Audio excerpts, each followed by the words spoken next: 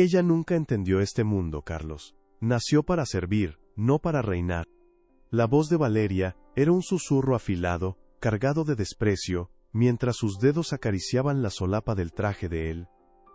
Oculta detrás de una columna de mármol, Carmen sintió que el aire abandonaba sus pulmones. El murmullo de la lujosa gala del Museo de Arte de Miami se convirtió en un zumbido ensordecedor. Allí, bajo la luna, estaba su esposo, el hombre que debía estar en Zúrich cerrando un negocio, abrazando a una mujer más joven, prometiéndole un mundo del que ella, su esposa por 20 años, acababa de ser expulsada. Antes de revelarte cómo el dolor de Carmen se transformó en la venganza más fría y calculada que Miami haya visto jamás, detente un segundo. Cuéntame en los comentarios, ¿desde qué ciudad estás viendo esta historia? Me emociona saber hasta dónde llega la voz de quienes se niegan a ser humillados. Pero para entender cómo llegó a este momento es necesario regresar en el tiempo. 20 años antes, Carmen no caminaba sobre mármol pulido, sino sobre las aceras gastadas de la pequeña Habana. El aire no olía a perfume caro, sino a café cubano, y al guiso de frijoles negros de su abuela. Su sueño no era llevar un vestido de diseñador, sino un delantal blanco manchado de sazón en la cocina de su propio restaurante, un lugar que llamaría Jardín Secreto. Hija de inmigrantes que trabajaban de sol a sol, Carmen heredó el talento en las manos y la fuerza en el alma. Su pasión la llevó a ganar una beca en la mejor escuela culinaria de la ciudad, donde sus platos contaban historias de su tierra. Fue allí, en medio del vapor de las cocinas y el ruido de los sartenes, donde conoció a Carlos. Él era un joven ejecutivo con más ambición que dinero, pero con una mirada que prometía el mundo. Quedó cautivado no solo por su belleza, sino por su talento y su calidez.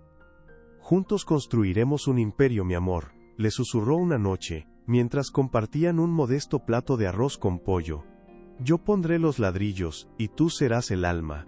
Te ayudaré a abrir el restaurante más increíble que Miami haya visto».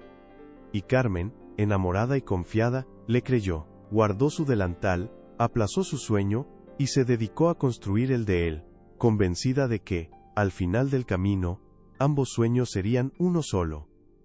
Los primeros años fueron un torbellino de amor y esfuerzo. Ella se convirtió en la anfitriona perfecta, la esposa que organizaba cenas para inversores y recordaba los nombres de sus hijos. Usaba su intuición para tejer redes de contactos que impulsaron a Carlos hacia la cima. La casa que compraron en Coral Gables se llenó de risas, de planes, de promesas susurradas en la oscuridad, pero lentamente, sin que ella pudiera identificar el momento exacto, el aire comenzó a enrarecerse. Las noches de trabajo hasta tarde se volvieron la norma, no la excepción. Su celular, que antes dejaba en cualquier rincón de la casa, ahora vivía pegado a su mano, con la pantalla siempre boca abajo.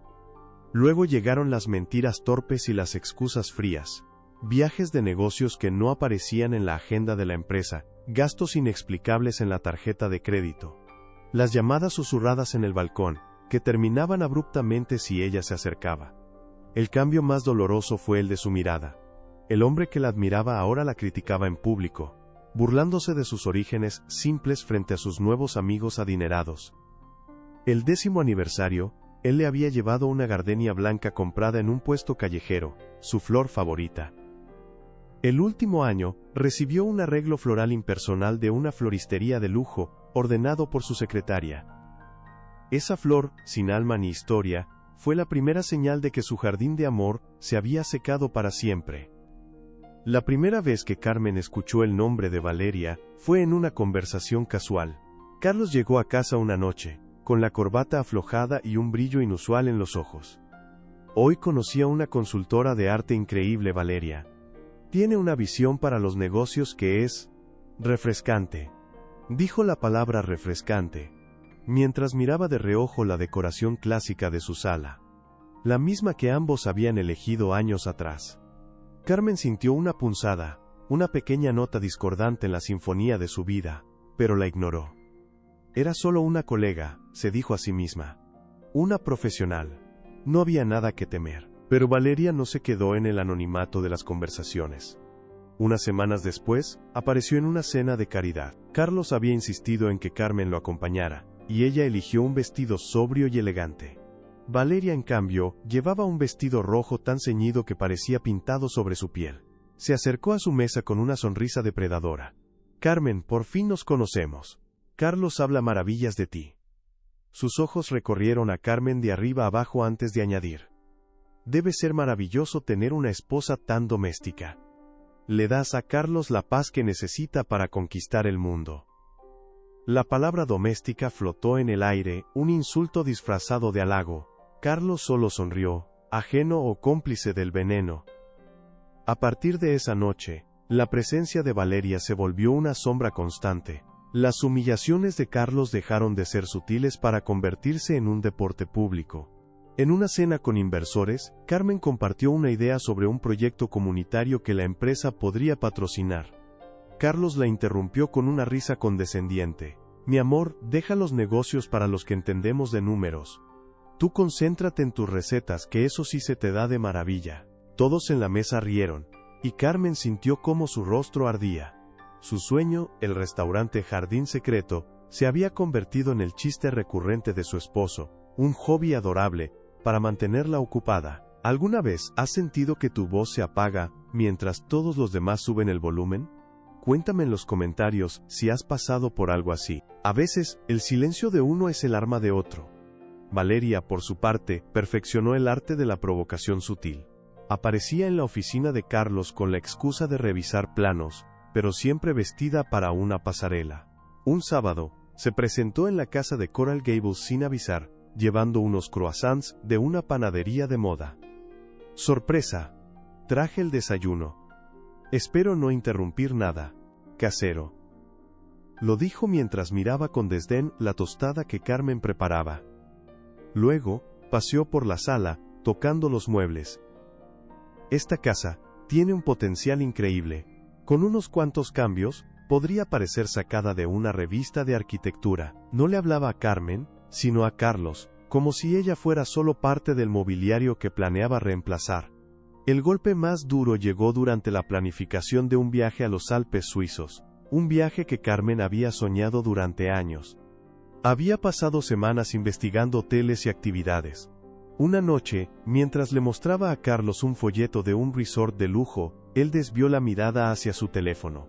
«Sabes, mi amor, Valeria me comentó que estos eventos de negocios en Europa son increíblemente agotadores. Mucha presión, muchas reuniones. Creo que será mejor que vaya solo. Tú te aburrirías muchísimo». La excusa era tan frágil que casi se podía ver a través de ella.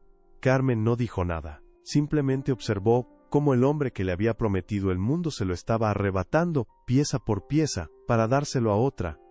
La última cena a la que asistieron juntos fue una tortura silenciosa. Carmen había elegido un vestido de seda azul, su color favorito. Al verla, Valeria sonrió con malicia. «Ay, Carmen, me encanta tu vestido, tan familiar. Tiene ese toque personal que grita, hecho con amor». El sarcasmo era tan espeso que se podía cortar con un cuchillo. Durante toda la noche, Carlos solo tuvo ojos para Valeria. Reía de sus chistes, asentía a sus opiniones, y la tocaba en el brazo con una familiaridad que traspasaba el corazón de Carmen. Esa noche, mientras regresaban a casa en un silencio glacial, Carmen comprendió que ya no luchaba por salvar un matrimonio. Luchaba por no desaparecer por completo. La mujer que había aplazado sus sueños para construir los de él, ahora era solo un obstáculo en el camino. Y los obstáculos, como bien sabía por el negocio de Carlos, siempre se derriban. La gala del Museo de Arte era el epicentro del universo de Carlos, un escenario brillante donde exhibía sus logros como si fueran trofeos, y esa noche Carmen decidió que no se escondería más detrás de una columna de mármol. No saldría por la puerta de servicio como una ladrón en su propia vida. Con un aliento profundo, sintió cómo el dolor se transformaba en una extraña y fría calma. Sus tacones resonaron sobre el pulido suelo con una determinación que no sabía que poseía. Cada paso era un martillazo contra el ataúd de su matrimonio. Los vio antes de que ellos la vieran a ella, riendo junto a la baranda de la terraza, la brisa del mar jugando con el cabello de Valeria. Parecían la pareja perfecta, una postal de poder y ambición. Cuando Carlos finalmente levantó la vista y la vio, su rostro palideció. El color abandonó sus mejillas bronceadas, y por un instante, pareció un niño atrapado en una mentira. «Carmen, cariño, ¿qué sorpresa?», tartamudeó, soltando a Valeria como si quemara. «El vuelo a Zúrich se canceló. Problemas con el motor. Iba a llamarte en cuanto llegara al hotel». La excusa era tan débil, tan insultante en su simpleza, que Carmen casi sonrió. Valeria, en cambio, no retrocedió. Se cruzó de brazos, una sonrisa felina dibujada en sus labios rojos. «Vaya, vaya. La reina del hogar ha decidido salir de su castillo. ¿Te perdiste, querida?». Su voz, un goteo de veneno dulce, atrajo las miradas de los invitados más cercanos.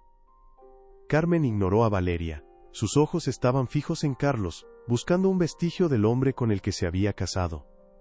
«¿Un problema con el motor, Carlos? Qué conveniente». Su voz era baja, pero cortaba el aire cargado de perfume y falsedad. Valeria soltó una risa aguda y desagradable. «Oh, es tan adorable cuando intenta ser inteligente». Y entonces, en un movimiento que pareció a la vez accidental y perfectamente coreografiado, tropezó ligeramente, derramando el contenido de su copa de vino tinto sobre el pecho del vestido de seda azul de Carmen. La mancha roja se extendió como una herida abierta, el silencio se hizo denso, y las risas ahogadas de los que observaban fueron como puñales. «¡Ay, qué torpe soy!», exclamó Valeria, sin una pizca de arrepentimiento. Fue la reacción de Carlos lo que finalmente la rompió. En lugar de defenderla, en lugar de mostrar la más mínima preocupación, soltó una carcajada. Una risa cruel, condescendiente, que resonó en el alma de Carmen. «Siempre tan dramática, mi amor. No te preocupes, es solo un vestido». Se dirigió a los demás, como si Carmen fuera una niña que acababa de hacer un berrinche. «Disculpen a mi esposa.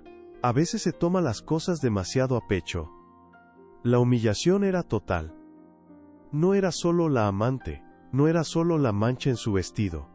Era su esposo. El padre de sus hijos no nacidos. El hombre al que le había entregado sus sueños, riéndose de su dolor frente al mundo entero, eligiéndola a ella, a la otra, por encima de todo. Carmen levantó la vista del desastre en su pecho y miró a Carlos directamente a los ojos. «Creí que tenías más clase», susurró, y esa simple frase, cargada con el peso de 20 años de decepción, fue la chispa que encendió la pólvora. Valeria, enfurecida por la audaz dignidad de Carmen, dio un paso adelante. «¿Clase? ¿Tú me vas a hablar de clase a mí, gata de cocina?». Y antes de que nadie pudiera reaccionar, su mano se movió a toda velocidad por el aire. El sonido de la bofetada fue seco, un eco brutal que silenció la música y las conversaciones. La mejilla de Carmen ardió, un fuego que se extendió por todo su cuerpo. Sintió el latido de su corazón en los oídos, un tambor de guerra furioso. El aire se volvió espeso, difícil de respirar. El mundo se inclinaba, las luces de la gala se convertían en manchas borrosas. Todos esperaban que se derrumbara. Esperaban lágrimas, gritos, un colapso que completara el espectáculo. Pero no sucedió. En el epicentro de esa humillación absoluta, algo dentro de Carmen se solidificó. El dolor ardiente en su mejilla se transformó en un hielo gélido que recorrió sus venas. El temblor en sus manos se detuvo. Su respiración, antes agitada, se volvió lenta y controlada. Levantó la cabeza, y la mirada que les devolvió, ya no era la de una esposa herida. Era la mirada de una jueza. Fría, distante, analítica. Observó el rostro asustado de Carlos, no por ella, sino por el escándalo. Vio la satisfacción triunfante en los ojos de Valeria. Y en ese instante, dejaron de ser su familia. Se convirtieron en un problema que debía ser eliminado. Sin decir una palabra más, Carmen se dio la vuelta. Con la mancha de vino como una medalla de guerra en su pecho, y la huella de una mano en su mejilla, caminó a través de la multitud que se apartaba a su paso como las aguas del mar. Su espalda estaba recta, su cabeza alta. Cada paso era una promesa silenciosa. No estaba huyendo. Estaba marchando hacia la batalla. El sonido de sus tacones sobre el mármol era el único sonido en su mundo, el metrónomo que marcaba el comienzo del fin para Carlos Rivera. La mujer que había nacido para servir acababa de recordar cómo se construía un trono, sobre las ruinas de quienes la habían subestimado. El trayecto de regreso a Coral Gables fue el más largo de su vida. El silencio dentro del auto era un abismo, roto solo por el zumbido del motor y el eco de la bofetada en su oído. No lloró. Las lágrimas se habían secado en la gala, cristalizadas por la humillación. La mancha de vino en su pecho se sentía fría contra su piel, un mapa escarlata de su corazón roto. Pero debajo del dolor, una nueva sensación comenzaba a emerger, dura y afilada como un diamante. Era la claridad. La claridad de saber que el hombre que amaba no solo la había traicionado, sino que la despreciaba. La claridad de que la mujer que había sido durante 20 años, la esposa abnegada y comprensiva, había muerto esa noche en el piso de mármol del museo. Al llegar a la casa, la opulencia que antes le parecía un símbolo de éxito ahora la asfixiaba. Cada objeto era un recordatorio de una mentira. El cuadro abstracto que Valeria había recomendado, el sofá de diseño italiano que Carlos había elegido sin consultarla, la alfombra de seda sobre la que habían hecho promesas vacías, ya no era su hogar. Era el escenario de un crimen, y ella era la única víctima. Subió las escaleras, ignorando la habitación matrimonial. Se dirigió al estudio de Carlos, un santuario de poder y ego al que rara vez entraba. Sus dedos rozaron el cuero de la silla del escritorio, el frío metal de los premios en la estantería. Buscaba algo, aunque no sabía exactamente qué. Un ancla en la tormenta, una prueba de que alguna vez había sido real. Fue entonces cuando lo vio. En el fondo de un armario, olvidada detrás de cajas de archivos viejos, había una caja de madera de cedro. Era la caja donde su padre guardaba sus documentos importantes. Después de su muerte, Carmen la había conservado, guardando en ella los recuerdos más preciados. La receta original de flan de su abuela, una foto de su graduación culinaria, y un sobre grueso y amarillento. Lo abrió. Dentro estaban los papeles de la constitución original de Rivera Holdings. Recordó el día que los firmó, 20 años atrás. Carlos le había dicho que era una formalidad, una estrategia para proteger los activos. Tú eres mi socia silenciosa, mi amuleto de la buena suerte, le había susurrado. En ese momento, las palabras de su padre resonaron en su cabeza con la fuerza de un trueno. Nunca dejes que nadie te quite lo que es tuyo por derecho. No era un amuleto. Era la dueña. La mañana siguiente, Carlos se despertó con una resaca y una actitud de falso arrepentimiento. Carmen, mi amor, lo de anoche fue un desastre. Valeria se pasó de la raya. Te pido perdón. Le ofreció una disculpa tan hueca como su corazón. Carmen simplemente asintió, con una calma que lo desconcertó. No te preocupes, Carlos, lo entiendo. Su sumisión lo tranquilizó. Creyó que la tormenta había pasado, que la había domesticado una vez más. No vio el hielo en sus ojos. Mientras él se duchaba, ella salió de casa. No fue a un spa ni a visitar a una amiga. Condujo directamente al centro de la ciudad, a la sucursal principal de su banco. Entró en la bóveda, y el empleado le entregó la caja de seguridad que no había abierto en más de una década. Allí, junto a las joyas de su madre, estaba la copia certificada y notariada de los estatutos. El 100% de las acciones de un imperio de $1.500 millones estaba a su nombre. Salió del banco y sentada en su auto, hizo la primera llamada de su nueva vida. No fue a un consejero matrimonial, sino a Sofía Vargas, la abogada de litigios corporativos más temida de Miami, una mujer conocida como el tiburón de Brickell. Le explicó la situación con una voz firme y sin emociones. Al otro lado de la línea, hubo un silencio impresionado, seguido de una risa corta y depredadora. Señora Rivera, dijo la abogada, creo que usted y yo vamos a disfrutar mucho de este proceso. La segunda llamada fue a Elena, su amiga de la infancia, la única persona que conocía a la Carmen que soñaba con sartenes y no con galas. Necesito un lugar donde quedarme por un tiempo, dijo Carmen, y la respuesta fue un inmediato. Mi casa es tu casa, siempre. Tenía un ejército de dos, pero era todo lo que necesitaba. ¿Qué harías tú en su lugar? ¿Buscarías la confrontación o planearías en silencio? Escribe en los comentarios tu primer movimiento. Los días siguientes, Carmen se convirtió en la mejor actriz que Miami jamás había visto. Representó el papel de la esposa arrepentida y sumisa a la perfección. Le preparaba a Carlos sus desayunos favoritos, le preguntaba por su día, asentía en silencio a sus planes. Él, cegado por su arrogancia, se tragó la actuación. La veía como un mueble más de la casa, una presencia cómoda y predecible.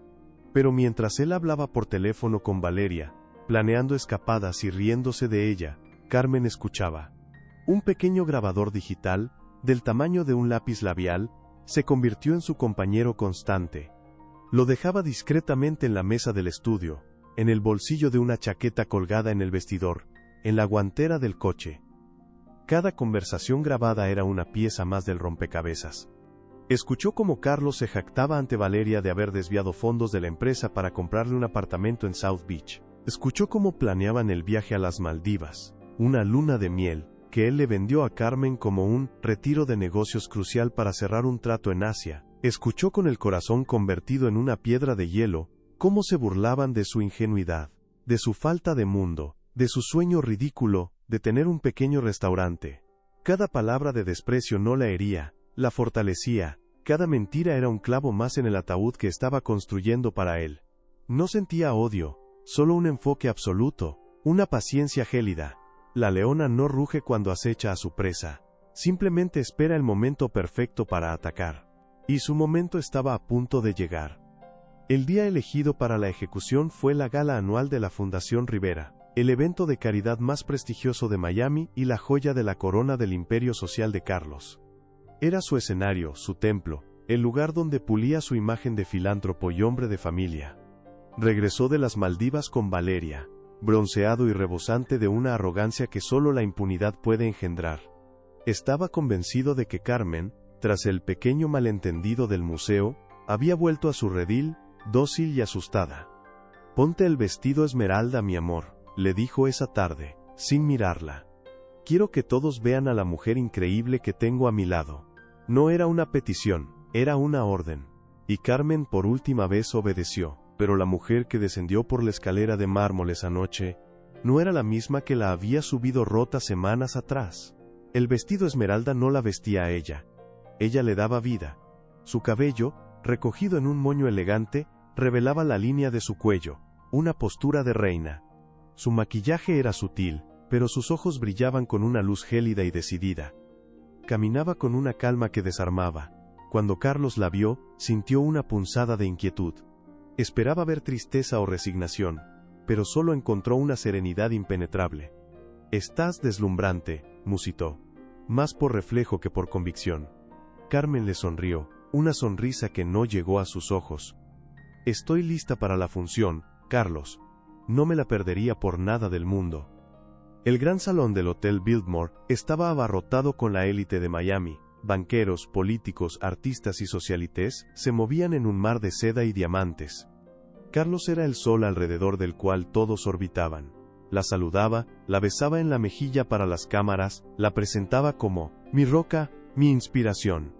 Carmen interpretaba su papel a la perfección, sonriendo, asintiendo, soportando su toque como si fuera el de un extraño. En la mesa principal, Valeria los observaba desde la distancia, sentada junto a un inversor anciano. Su mirada era una mezcla de triunfo y desdén, segura de que su victoria era inminente. No podía saber que estaba sentada en primera fila para presenciar su propia demolición, y entonces, llegó el momento culminante de la noche. El discurso de Carlos y la subasta principal. Subió al escenario bajo una ovación atronadora. Las luces se atenuaron, y su rostro, carismático y seguro, apareció en las dos pantallas gigantes que flanqueaban el escenario. Comenzó a hablar, su voz resonando con una falsa humildad. «Amigos, familia, mirando a esta sala, veo el poder de la generosidad. Veo corazones dispuestos a construir un mundo mejor. Esta fundación, mi legado, se basa en un principio simple: la integridad». Mientras pronunciaba la palabra integridad, sus ojos buscaron los de Valeria, compartiendo una sonrisa cómplice. Carmen, desde su mesa, tomó un sorbo de agua, su pulso tan tranquilo como un lago helado. «Construimos sobre la confianza», continuó Carlos, «sobre la promesa de que cada dólar donado se destinará a quienes más lo necesitan. Como el proyecto de viviendas asequibles en Overtown, Una iniciativa que no pudo terminar la frase. Las pantallas detrás de él parpadearon. Su rostro sonriente fue reemplazado por la imagen de un reproductor de audio. Un silencio confuso recorrió la sala. Carlos miró a los técnicos con furia, pero ellos parecían tan perdidos como él. Y entonces, una voz llenó el salón. Su voz.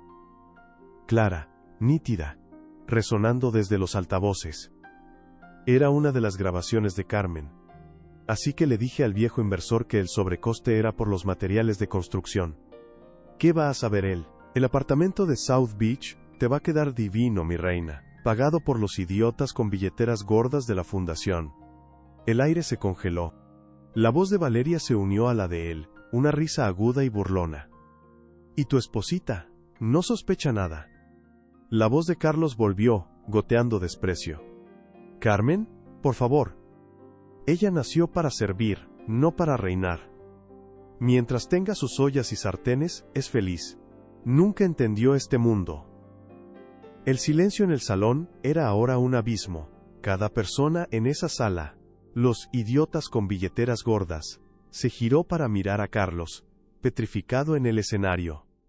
Su bronceado no podía ocultar la palidez mortal que se apoderó de su rostro. Buscó a Carmen con la mirada, y lo que vio lo destrozó. Ella lo miraba fijamente, sin odio, sin dolor, solo con un vacío absoluto. Era el fin. Antes de que nadie pudiera reaccionar, una mujer elegante se puso de pie. Era Sofía Vargas, el tiburón de Brickell. Su voz cortó el silencio como un bisturí. Damas y caballeros, mis disculpas por la interrupción. Soy Sofía Vargas, consejera legal de la única y verdadera propietaria de Rivera Holdings. Caminó hacia el escenario, con una calma depredadora. En las pantallas, el reproductor de audio fue reemplazado por un documento legal. El acta de constitución de la empresa, con el nombre de Carmen Rivera, como propietaria del 100% de las acciones. En nombre de mi clienta, la señora Carmen Rivera, me complace anunciar una reestructuración corporativa inmediata. A partir de este momento, el señor Carlos Rivera queda destituido de todos sus cargos por malversación de fondos y fraude. El caos estalló. Carlos balbuceó algo ininteligible en el micrófono, pero su voz se quebró. Miró a la multitud y solo vio rostros de desprecio y furia. Los flashes de las cámaras de los periodistas presentes lo acribillaban como disparos. Valeria, blanca como el mantel, intentó escabullirse, pero las miradas la siguieron, marcándola como la cómplice, la amante del ladrón. Su mundo de lujo y apariencia se había derrumbado en menos de 5 minutos. 2 discretos guardias de seguridad, contratados por Carmen, subieron al escenario y escoltaron a un Carlos tembloroso y derrotado hacia una salida lateral, lejos de las cámaras, lejos de su antiguo reino. En medio del tumulto Carmen se levantó, el silencio volvió a caer, expectante. Caminó hacia el escenario, su vestido esmeralda moviéndose como las aguas de un mar en calma después de la tormenta. Tomó el micrófono que Carlos había dejado caer. Su voz era firme, tranquila, llena de una autoridad que nadie le había conocido. La Fundación Rivera, dijo, mirando a la audiencia, fue creada con un propósito noble. Y a partir de esta noche, volverá a serlo. Les garantizo que cada centavo será auditado, y que la integridad, la verdadera integridad, será nuestro único cimiento. No hubo una sola palabra sobre Carlos. Para ella, él ya no existía. Hizo una leve inclinación de cabeza, y mientras un aplauso atronador llenaba la sala, se dio la vuelta y abandonó el escenario. No como una víctima que huía, sino como una reina que acababa de reclamar su trono. Y esa misma mañana, cuando él despertó en un hotel anónimo, descubrió que todo lo que había construido sobre las mentiras y los sueños rotos de ella se había derrumbado. Las cuentas estaban congeladas, las tarjetas canceladas, las llamadas no eran devueltas. No le quedaba nada, excepto el eco de su propia arrogancia. Carmen, por otro lado, se despertó con el sol de Miami entrando por la ventana de un apartamento nuevo, con el olor a café recién hecho y el plano de su restaurante, Jardín Secreto, extendido sobre la mesa. Por primera vez en 20 años, el futuro era completamente suyo. Si tú también crees que ella hizo lo correcto, dale like a este video y suscríbete para más historias de justicia. Cuéntame en los comentarios desde qué país nos estás viendo, me encantará leerte. Y no olvides suscribirte para no perderte más historias como esta. 6 meses después, el aire en el Design District de Miami olía diferente. Olía a gardenias frescas, a cilantro y a café recién colado. Olía a jardín secreto. El restaurante no era un monumento al lujo frío, sino un refugio cálido de ladrillo visto, madera recuperada y luz tenue. Era el sueño de Carmen hecho realidad, un lugar donde cada plato contaba la historia de su renacimiento. Ya no vestía sedas de diseñador, sino un impecable delantal blanco sobre unos sencillos pantalones negros. Su corona no eran las joyas, sino la serenidad en su mirada mientras supervisaba la cocina, el corazón palpitante de su nuevo reino. No estaba sola. Sentado en la barra, con una copa de vino y un cuaderno de bocetos, estaba Mateo, el arquitecto que había traducido sus sueños en planos. No le había prometido un imperio, la había ayudado a construir el suyo. Su relación no se basaba en el poder, sino en la admiración mutua, en las conversaciones a media voz y en las sonrisas que nacían sin esfuerzo. Una tarde, mientras la lluvia golpeaba suavemente los ventanales, Carmen levantó la vista. Al otro lado de la calle, vio a un hombre con un traje gastado, mirando el menú expuesto fuera del restaurante. Era Carlos, más delgado, con la sombra de una barba, y la mirada perdida de quien ya no pertenece a ningún lugar. Sus ojos se encontraron por un instante a través del cristal. Él la vio, radiante, dueña de su mundo. Ella lo vio a él, y por primera vez, no sintió el eco del dolor, ni el calor del triunfo. No sintió nada. Era solo un extraño, un fantasma de una vida que ya no era la suya. Con una calma absoluta, volvió su atención a Mateo, quien le sonreía, y el pasado se disolvió para siempre. Valeria se equivocó. Carmen no había nacido para servir, ni tampoco para reinar en un trono prestado. Había nacido para cultivar, para plantar semillas en tierra arrasada, y verlas florecer contra todo pronóstico. Su venganza no fue el estruendo de un imperio cayendo, sino el silencio de un jardín creciendo. Reclamó su fortuna, sí, pero lo que realmente recuperó fue su nombre, sus sueños y la voz que le habían intentado arrebatar.